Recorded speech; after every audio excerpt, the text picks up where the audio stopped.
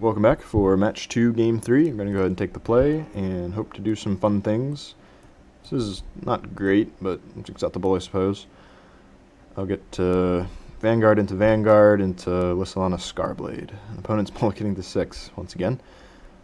So see if that's enough to give us the edge. Mulliganing to 5. Is he just all in now, like on Entomb, Reanimate Dead, and a big fat creature? And 2 lands? That'd be a nice mull to 5 and keep.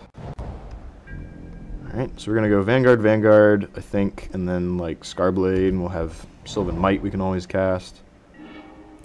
Or even a Deadbridge Shaman. Okay, no turn 1 Entomb, that's good news. Oh jeez, opponent doesn't even have a second land. That feels not good. I think I still I miss out on playing the Deadbridge using my mana more effectively, but I want to play green cards more since I'm kind of stuck on green, and I want to get multiple guys growing with every elf as soon as possible. If my opponent is really not going to just cast anything here, then I kind of just want to overrun him. That's really going to be okay. I'm glad he got a land, so he at least might get a game in here. Baleful Strix is good here. It's really good. It's kind of how he gets back into this, I think. Oh, I couldn't have had one more land. That'd be insane. I'm just going to, I guess I could have missed out on a damage once again. I'm going to go ahead and trade 1 Vanguard for that. It's not going to get any better. So, foolishly, I missed out on yet another damage. Apologize for playing so poorly. I'm going to go ahead and play the Shaman, even though I could have played... Okay, that's another... I could have played Scarblade this turn and then discarded the Shaman to kill that Baleful Strix. That might have been better. But I just want to keep attacking as quickly as possible and, I guess, capitalize on our mana advantage. Animate Dead on Baleful Strix. So it doesn't actually have any power, fortunately. So the Death Touch is irrelevant. But it will buy a little bit of time. Once again, I missed out on damage, I suppose. I could have played the Huntmaster first. I gotta keep that in mind. Assuming our opponent blocks. He might not. But saves 3 damage, yeah. Maybe he saves it to block the Vanguard later when it gets bigger. So I missed out on yet another damage. Important to note. Alrighty, bring back Huntmaster. Or play Huntmaster, rather. And next turn we'll have Scarblade plus Sylvan Might, if need be. I will definitely be playing the Scarblade, because that is 2 points of damage with the Vanguard. Alright, this is perfectly fine. I'll be able to just trample over that after playing an elf. Ooh, Heritage Druid, alright, so I don't think that actually changes much. If I just play this now, actually, it does change, because I'll have enough elves to tap to power out a Sylvan Might still. So we're going to use the ability and yield to Vanguard getting big. We get a creature. Get bigger. I'm going to go ahead and play Heritage Druid. Continue getting big. First time we've cast this guy, actually. And now if our opponent blocks, we'll be able to tap Heritage Druid and all these elves to Sylvan Might over it. So let's attack with everybody, and I'm just going to put it on the Huntmaster, I guess. Opponent is taking 10 here. Oh. Oh, he wants me... Okay. He wants this to die, to make him lose a card. Huh, okay.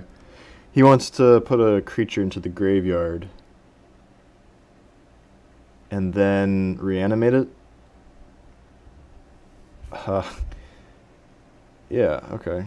I'm gonna go ahead and tap. Let's do this correctly. Tap these 3. Yikes. So I'm hitting him for 10 right now. I could hit him for an extra 2. I'm just gonna keep his guy alive. I don't know if that's right, but there's a lot of damage he can do, I bet, if he reanimates something.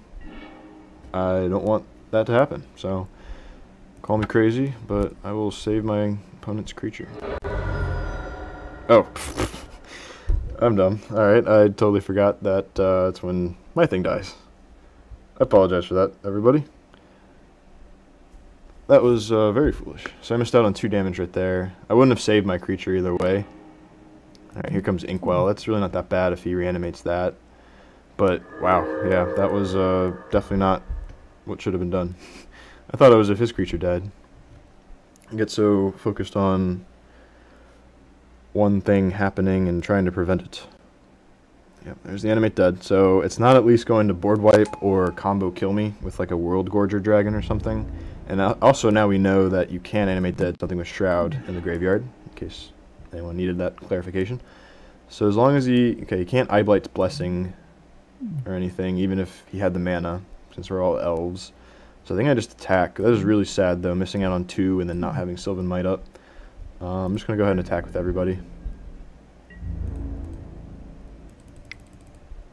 I don't even have to cast anything yet. If he puts Phantom Monster in front of Huntmaster and Inkwell in front of Vanguard, he's still dead.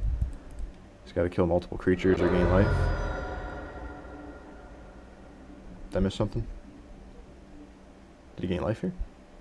Or first strike or something. What happened? Okay, what am I missing? Opponent was... oh, he was at 5. And I missed Sylvan Might. Alright. But thankfully he's small enough that we don't lose our Vanguard and get punished hardcore for that. Wow, okay. I am making mistakes left and right, so let this serve as an educational video for what not to do. Might still manage to snatch defeat from the jaws of victory against our opponent who mulled the 5. That is embarrassing.